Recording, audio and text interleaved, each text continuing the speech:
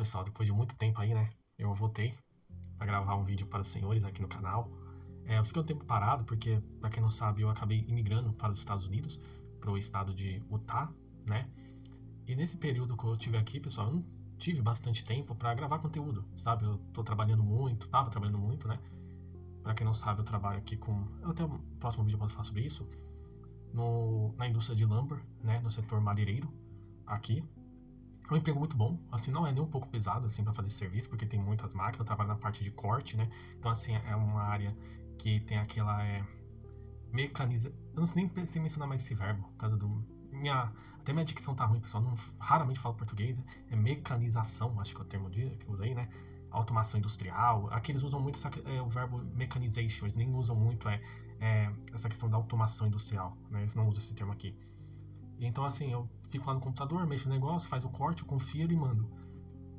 E uns meses atrás, né, não muito tempo recente, eu tava fazendo outro trampo, que eu arrumei um bico aqui, um bico que paga muito bem, tá, pessoal, aqui, porque parece que algumas vezes eu tenho uma sorte do caralho, né, eu vim pra cá bem na época que o Trump começou as deportações em massa. Eu não achava, pessoal, que ia ser tanta deportação assim como tá tendo.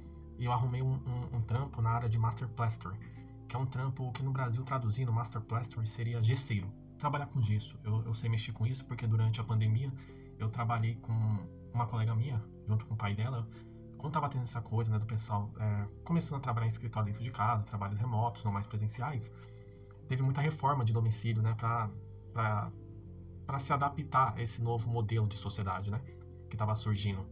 E ele acabou me ensinando essa profissão, eu aprendi ela, e aqui, depois de muito tempo, eu trabalhei nessa profissão até 2022, assim, acho que até setembro, agosto de 2022. E ganhava uma boa grana, tá, pessoal, fazendo isso no Brasil. Depois eu não fiz mais, arrumei um emprego na área administrativa e parei. Mas o conhecimento é o que fica, que nos ajuda, né? No futuro a gente buscar outro trabalho.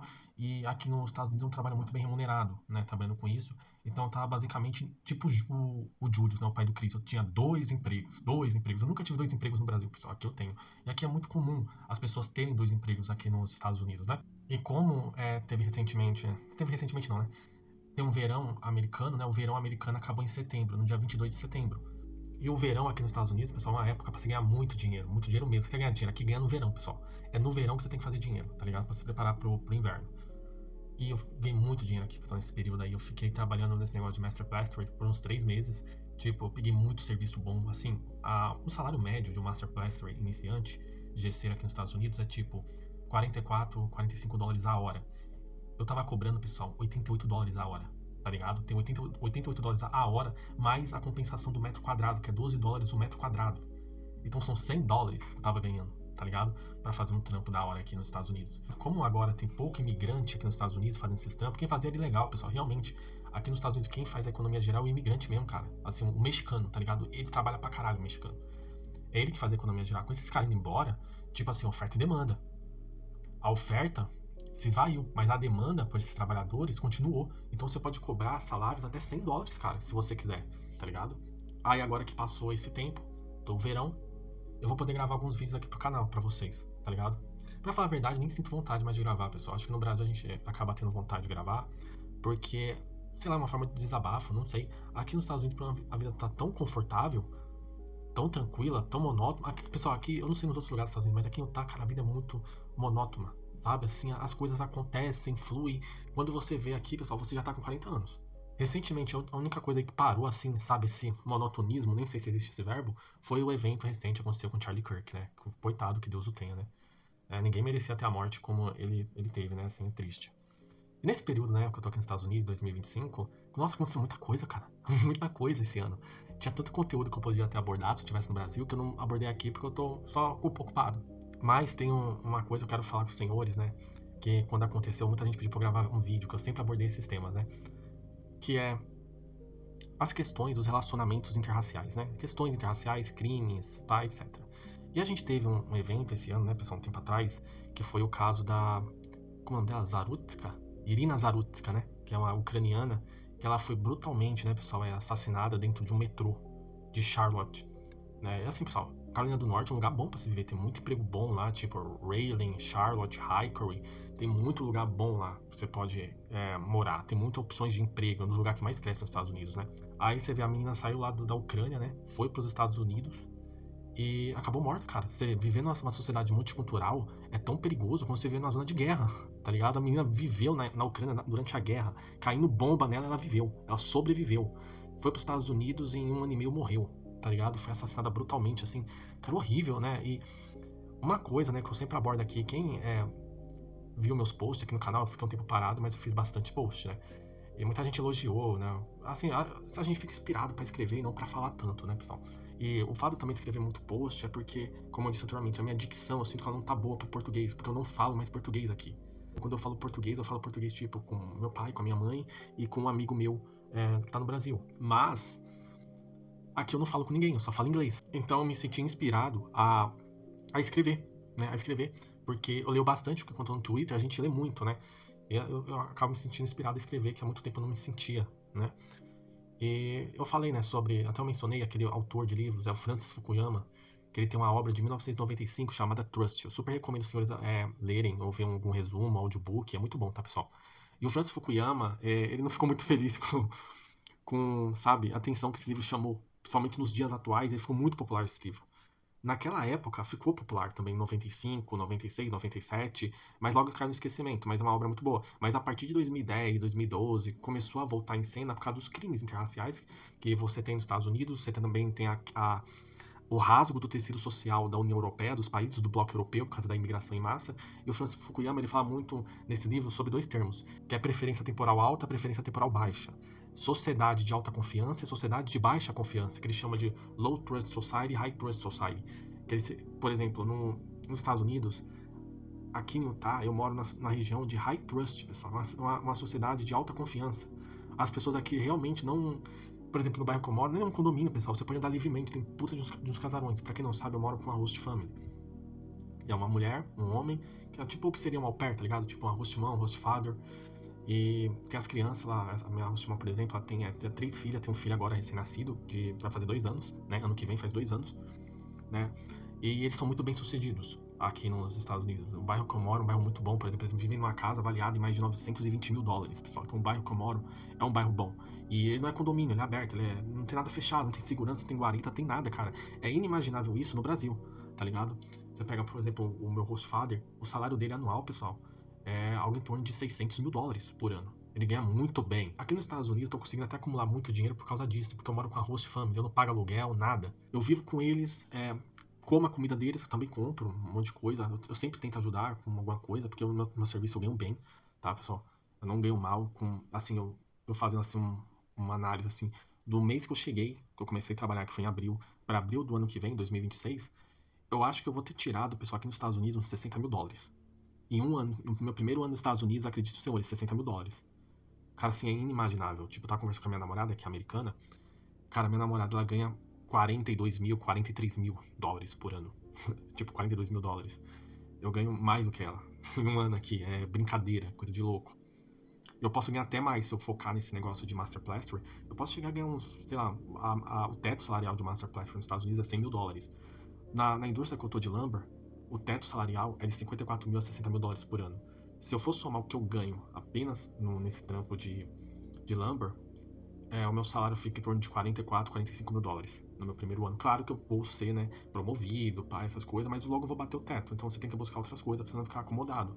É por isso que aqui nos Estados Unidos tem muita questão de teto salarial, as pessoas acabam tendo 2 empregos, porque elas atingem um teto, elas arrumam outro emprego pra complementar a renda pra ganhar um pouco mais. Então aqui é muito comum, pessoal, as pessoas terem 2 empregos. E aqui onde eu moro é uma cidade high trust, sabe? As pessoas dormem, deixam a porta ligada, a chave na ignição, a porta aberta e nada acontece, cara. E não é todos os lugares dos Estados Unidos que você pode fazer isso, tá, pessoal? Tem lugar, vai fazer isso em Baltimore pra você ver o que acontece. Fazer isso em Detroit, Cleveland, sei lá, Los Angeles, São Francisco, Bay Area. Você vai ver o que vai acontecer com você.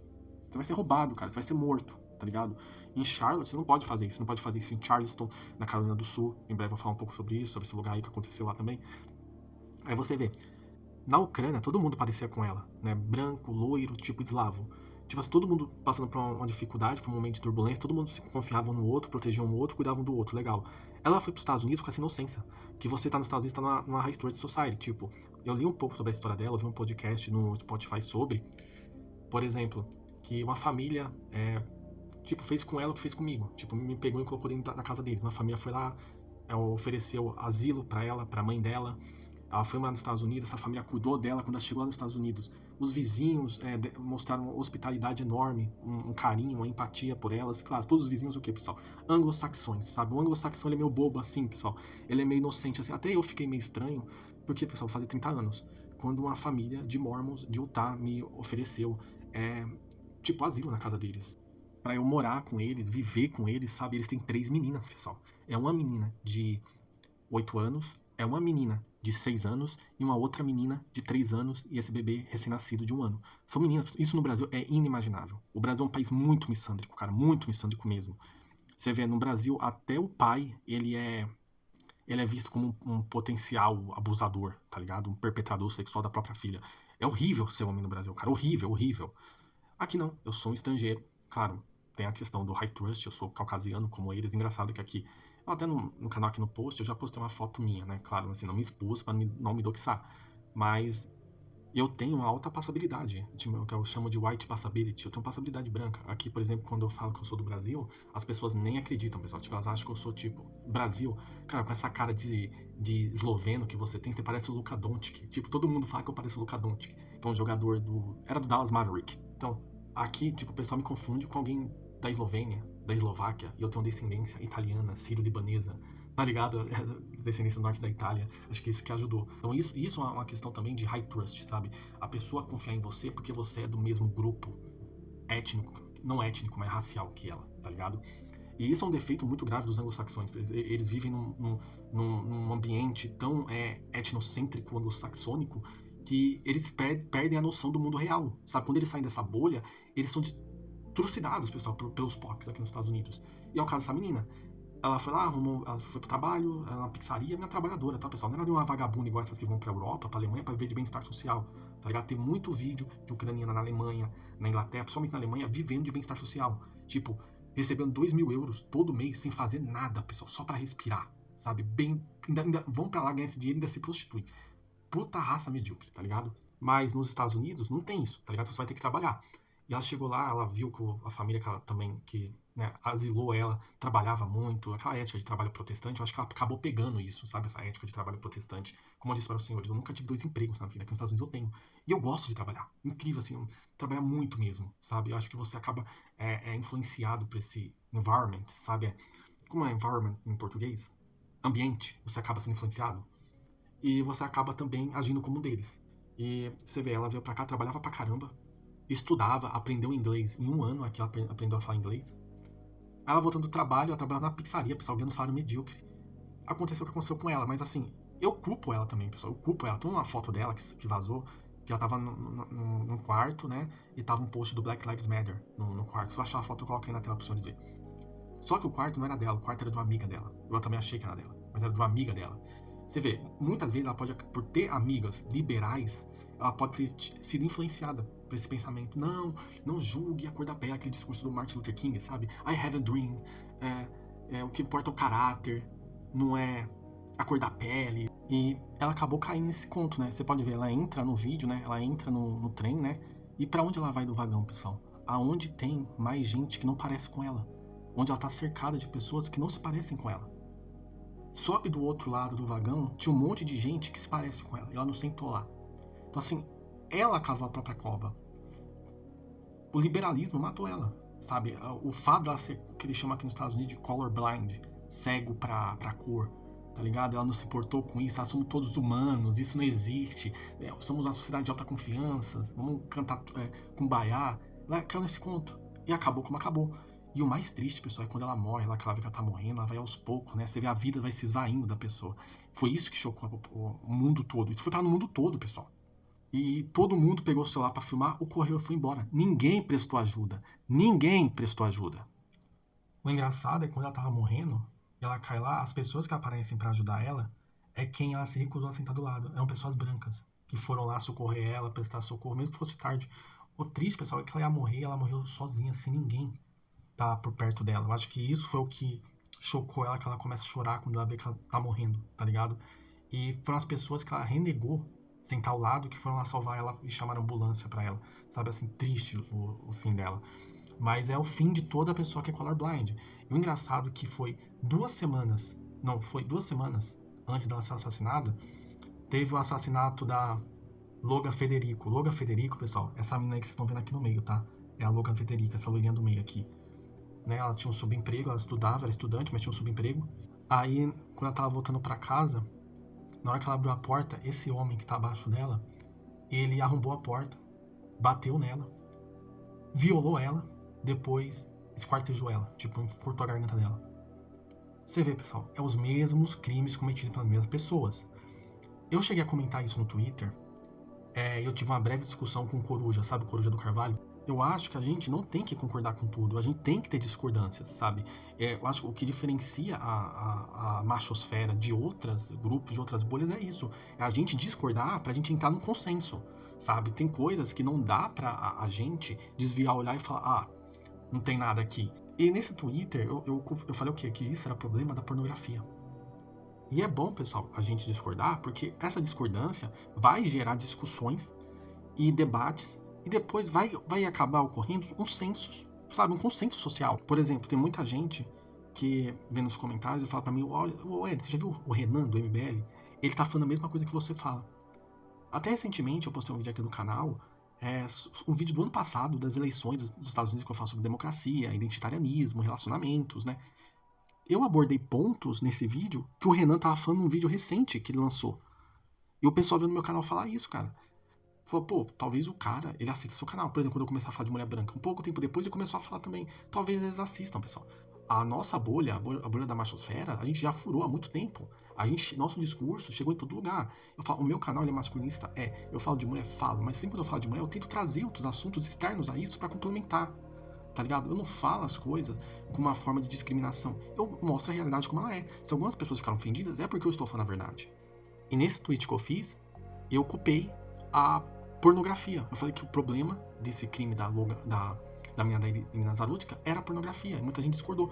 Pra mim é pornografia, pessoal. Você vê o caso aí, como eu falei, da Loga Federico. Ela foi o quê, pessoal? Violada. O cara matou ela, violou ela, pá. Depois do lado dela, aqui à direita, você tem um caso da Elisa Fletcher. A Elisa Fletcher, ela era bilionária, tá, pessoal? Bilionária. Em reais, ela é bilionária. Ela é herdeira de um império. Ela herdou uma herança, pessoal, de 700 milhões de dólares. 700 milhões de dólares. E nem com essa fortuna, ela conseguiu escapar do destino dela. Ela teve o mesmo destino da Irina Zarutsika, que era uma mulher pobre da Ucrânia. Ela sendo uma multimilionária de um império de 700 milhões de dólares.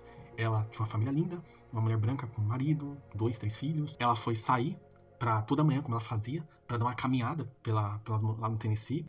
E ela acabou encontrando esse cara. Esse cara encontrou ela. Ela viu que estava sendo perseguida, acelerou o passo, ele correu atrás dela, pegou ela, levou ela pro meio do mato, bateu nela, deixou ela inconsciente, estuprou ela, depois matou ela. E depois, ao meu lado, à esquerda, você tem a Madison. A Madison era uma menina, se não me engano, do estado da Louisiana, pessoal. Tinha uma outra menina que era do Arizona, que eu não consegui achar a matéria sobre, mas eu achei a da Madison. Que era uma menina da Louisiana, pessoal. Ela trabalhava num bar, tipo, servindo bebida, era bartender. E lá, ela tava lá no bar, pá, tentou ser gentil. Tinha um rapaz junto com esse cara aqui, né, que acabou fazendo maldade com ela, que era um rapaz branco, né, que tava acompanhado de outros 3 caras POC. Eles embebedaram ela, e o cara branco não quis participar de nada. Ele foi lá, ela sentiu, né, como eu falei, anglo-saxão é a questão da high trust society, né, alta confiança. Confiou nos POCs, porque tinha um rapaz cacau lá, batizaram a bebida dela, o rapaz branco não quis participar do negócio, saiu, e os 3 POCs ficaram. Sabe o que os POCs fizeram, pessoal? Eles estupraram a menina. Essa menina aqui, ó, estupraram ela da pior maneira bárbara possível. E ela morreu. Mas adivinha quem culparam? Culparam o cara branco. Os 3 POCs basicamente foram inocentados. A menina aceitou o drink porque o cara branco ofereceu. Alta confiança. Só que na hora de participar do coito forçado, o cara branco andou pra trás e não participou. Então aqui você tem 3 casos, pessoal, que houve violação sexual, que houve, por exemplo, nos 3 casos, houve espancamento, a vítima foi agredida fisicamente, não só sexualmente, mas fisicamente, sofreu maus tratos, né? E, por exemplo, em 2 casos aqui, que é o da Loga Federico, que é a menina do meio, e do lado da menina direita da Elisa Fletcher, os 2 lados, sabe o que foi acusado, pessoal? Doença mental. A Irina Zarutsika, o cara, doença mental também. E tem vários casos desses crimes interraciais que é colocar doença mental. Vocês já ouviram falar das fitas de Poughkeepsie? Esse caso de Poughkeepsie foi um serial killer afro-americano que ele ficou conhecido por fazer coito forçado com prostitutas e depois matar elas e gravar vídeos, né, dos assassinatos que ele cometeu, né, é o que dizem. Eu acho que o nome dele era François, eu não lembro, pessoal. Morava em Nova York, morava com os pais, e ele tinha como principal alvo mulheres brancas. que ele sempre escolhia mulheres brancas, só saía com prostitutas brancas, só. E muitas prostitutas negras falavam que ele era racista, que ele chamava as prostitutas negras de macacas. Você vê, né? O alto ódio do homem POC. E acharam lá quando a polícia entrou na casa dele, que descobriram que ele era um assassino, ele tinha na casa dele mais de 1000 fitas, pessoal. 1000 fitas de pornografia interracial. Só conteúdo interracial de homem negro e mulher branca. Ele foi lá e cometeu os crimes que cometeu. E por que eu tô falando sobre isso? Porque num post que eu escrevi aqui no canal, eu comecei a ver isso, né, pessoal? Comecei a analisar, você vê os crimes todos. Você vê, por exemplo, nos Estados Unidos, nos últimos 10 anos, mais de 100 mil mulheres brancas foram estupradas. Sabe quantas mulheres negras foram estupradas por homens brancos nos Estados Unidos? 0 em 10 anos. 0 em 10 anos. Só que em 10 anos foram mais de 100 mil mulheres cacau. Então a gente tem um problema, pessoal, porque esse mesmo problema foi a pornografia que criou.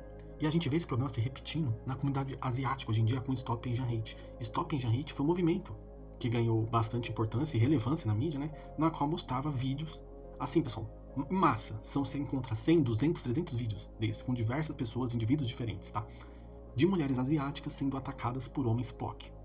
E são vídeos de mulheres asiáticas, pessoal, tá? Não é homem asiático atacando mulher POC, não é homem POC atacando homem asiático, que tem também, mas a maioria ganhou essa relevância porque é um homem POC atacando brutalmente mulheres asiáticas. E até no canal, lá no Rumble, tem um vídeo que eu falo se não me engano é do MC Paiva, sobre uma música que ele lançou chamada Ai Branco, que no vídeo eu faço uma mescla e coloco um negócio do filme, do Clint Eastwood, Gran Torino, que tem uma cena que tá a menininha, não é Camboja, a menina, é do Vietnã, é uma menina Hmong. Hmong é um grupo subétnico, é tipo um Buryatia, que seria para os mongóis, na Rússia.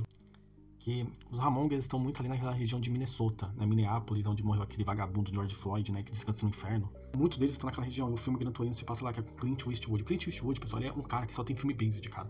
Todos os filmes dele tem crítica social, tá ligado? Ele coloca alguma crítica e que se foda. Hoje esse filme seria cancelado, mas na época não foi, e a comunidade asiática abraçou o filme. Sabe, os asiáticos foram em peso no cinema assistir o filme. O branco liberal não foi o asiático, tá ligado? E é baseado numa história real de um cara que viveu na região, só que não em Minneapolis, mas sim em Detroit. É baseado na história, tanto que o filme ele é ambientalizado em Detroit, só que aí eles falam como se fosse Minneapolis, né, Minnesota, na região. Aí tem esses Hmong, aí tá uma menina andando na rua, uma menina asiática com o namorado dela branco, que é o filho do Clint Eastwood, que o Eastwood colocou no filme. E eles são abordados por esses caras que você vê aí. E os caras, se o Clint Eastwood não tivesse chegado em cena durante o filme, né, que é o senhor Kowalski, é o nome dele, os POCs teriam violado a menina, teriam feito maldade com ela. E esse filme ganhou proporção novamente com o caso da menina que aconteceu na Georgia, que foi o caso da Mitchell Deng, em Atlanta. Atlanta, pra quem não sabe, é uma cidade que tem bastante POC, né? E tem bastante asiático também lá agora, hoje em dia. Tem muitos asiáticos, principalmente na região de Alpareta, muito coreano, muito chinês, que bem de vida vai pra lá, porque fica num ponto estratégico para evacuação de produtos pra Europa, sabe, manufaturados. Aquela empresa de zippers, que é a maior do mundo, a YKK, inclusive tem uma fábrica perto de Atlanta, no condado de Macon. Então, assim, é uma região muito boa logisticamente para negócios focado para exportação para o exterior, né? Para empresas de fora que querem manufaturar produtos no estado da Georgia. É a sede da Coca-Cola, tem, se não me engano, o terceiro aeroporto mais movimentado dos Estados Unidos, atrás do JFK e do Lex. A Mitchell Deng era essa moça aí que estão vendo na foto, tá? Ela era estudante e uma noite ela saiu com as amigas dela, asiáticas, que era um dia, acho que era um negócio de comemoração asiática. Elas foram num bar. Ela sentiu que estava um pouco... ela tinha bebido um pouco acima da média, estava meio alcoolizada. Ela tinha chamado Uber, mas vários Ubers estavam cancelando, né, o pedido dela. Então ela decidiu ir sozinha caminhando. Grande erro. Sozinha. E ela saiu caminhando, né? Ela falou, não, eu vou mais cedo, que eu tenho que estudar, que amanhã eu tenho prova. Achou que nada ia acontecer, sabe? Muitas mulheres asiáticas tendem a ser liberais, esquerdistas, porque a mulher asiática, ela gosta de copiar tudo que a mulher cacau faz, né? E ela acabou encontrando esse cara aqui. Deixa eu ver se eu acho a foto dele. Esse cara aqui, ó. Esse rapaz, que eu esqueci o nome dele, mas ele acabou pegando ela, tava perseguindo ela, acabou perseguindo ela, sequestrou ela, violou ela, esquartejou ela, depois largou ela no meio do mato. Foi isso. Aí logo a polícia descobriu, né, onde ele morava, o paradeiro por causa das câmeras, né, aquela burra idiota, né, não percebeu nada, e pegaram ele. Os detalhes arrepilantes que o pessoal fala aqui, foi quem tava presente no lugar, disse, né, que ele falou que fez o que fez com ela, porque, olha só, num vídeo, eu falo isso, no vídeo lá Vai lá no Rumble, no meu canal no Rumble, tem esse vídeo, tá, pessoal? Acho que tem uns 15, 20 mil visualizações esse vídeo. É do MC Paiva, alguma coisa assim, Ai Branco, alguma coisa. Que ele fez o que fez com ela, porque ela se parecia com a atriz pornô favorita dele, a Kazumi Squirts. Kazumi Squirts é o nome da menina. E, tipo, 3 dias antes ele cometeu o assassinato da Mitchell Deng, tinha saído o conteúdo dela pro Blacked. E ele era assinante do Blacked. E ele era assinante do OnlyFans da Kazumi. E ele falou, eu fiz o que eu fiz porque nos vídeos do Blacked, as mulheres asiáticas amam os homens POC. Eles amam a gente. E quando elas se fazem difícil é porque elas querem dar pra gente. Lá elas se fazem difícil nos vídeos do Blacked porque elas querem dar pra nós. E ela começou a se fazer difícil, eu tive que forçar o coito. Tipo, esse foi o argumento do cara, pessoal. Aí o pessoal vem falar pra mim que não é pornografia. Que pornografia não tem nada por trás disso. Porque tem um aumento hoje em dia nos Estados Unidos exponencial, depois que o Blacked começou a trazer meninas asiáticas, de violência contra mulheres asiáticas nos Estados Unidos. Por todos os Estados Unidos. Seguido de violência sexual. Não só agressão, mas sexual também. Só que alguns não têm coragem de praticar o ato sexual, então só cometem o impulso da agressão física. Muitas vezes, por um trauma, ter levado fora, etc., eles acabam indo só para agressão física e não para sexual. A pornografia moderna, ela vem do fetiche. Isso aqui nos Estados Unidos a gente chama de roleplay, né? Esse fetiche específico é o seguinte, é uma mulher branca, uma mulher asiática com um homem negro. Essa narrativa, pessoal, é martelada todo dia na cabeça do homem POC, que eu sou os maiores consumidores de pornografia dos Estados Unidos. E também eles veem jogadores de futebol americano, basquete, rappers com esse padrão de mulher. O cara, quando sobe na vida, ele não quer mulher POC, ele quer essas mulheres de outro grupo, asiáticas ou caucasianas. Porque o homem POC, ele tem self-hate, ele se auto-odeia, ele se odeia. Ele odeia ele, e ele quer mudar isso, tá?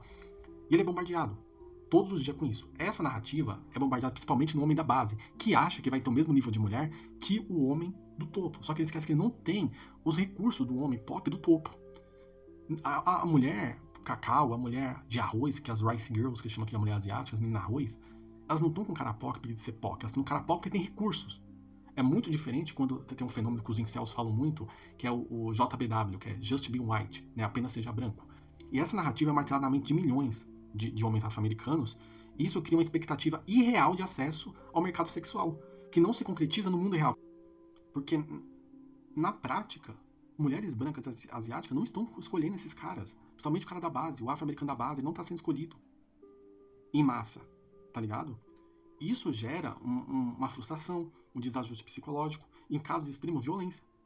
O homem POC, ele acaba preso numa dissonância na qual a pornografia promete um harém de loira submissa, mas o mercado real o marginaliza. Por isso você vê o Passport Bros. O Passport Bros é isso. São homens POCs de baixa casta sendo marginalizados nos Estados Unidos, não tendo acesso a mulheres caucasianas, asiáticas, e indo para onde? Ásia. Para Tailândia, para as Filipinas, para esses países asiáticos. Eles não estão indo para África. Na África, pessoal, não tem feminismo no Sudão, não tem feminismo na Nigéria. Feminismo é crime. Não tem lá. Por que eles não vão para lá pegar mulher? Se eles querem uma mulher decente tradicional. O auto-ódio. É o auto-ódio. Lá eles são reis. Lá com o dinheiro deles, com os dólares deles, eles seriam reis. Seriam maçais lá. E eles não querem. Eles querem pra Ásia. E por que esse Passport Bros surgiu bem na época? Também na qual teve o assassinato da Mitchell Deng. Foi na mesma época. Quando começou a ter essa onda de mulheres asiáticas fazendo pornografia pro canal do Black, de Nicole Doshi, Kazumi Squirts. Tem um canal, acho que o nome dele é Chinese Historian. Vou colocar até na tela a imagem pros senhores desse cara aí. Ele é um incel, e ele fala sobre isso, porque ele falou, esses crimes contra mulheres asiáticas e esse negócio do Passport Bros surgiu por causa disso, quando você teve agora, né, essa imersão de mulheres asiáticas em conteúdo do Blacked. Porque eles acham, como eles não têm acesso às mulheres asiáticas nos Estados Unidos, porque eles são pobres, tá ligado? O homem baixa casta, o POC de baixa casta, ele tem que ir para as Filipinas e para a Tailândia para ter acesso às mulheres. Eles não vão pro Japão, porque o Japão é um país rico, eles não vão pra Coreia, porque a Coreia é um país rico, nem pra China, porque lá eles são invisíveis. Depois você dá uma olhada aí, é Chinese Historian. É um canal muito bom, cara. É um incel que eu mais respeito, porque ele mesmo fala que ele é um incel. Ele tem orgulho disso, né? Nem orgulho, pessoal. Ele fala, não tem o que fazer. Ele mesmo fala que ele é feio. Ele falou, eu sou um pouco esperto, mas não sou atraente. Eu vim de uma família desestruturada, eu não tenho aquele molejo social, então acabei na situação que eu tô. Mas o conteúdo dele é bom, pessoal. Assim, muitas coisas que eu tô vendo agora. Até pra gravar esse conteúdo, pra escrever os posts que eu escrevo, eu vejo o canal dele, porque é um cara inteligente pra caralho. Tá ligado? Assistam o conteúdo dele. Então é isso aí, pessoal. O vídeo ficou muito longo. Eu acho, pra mim é pra ficar curto.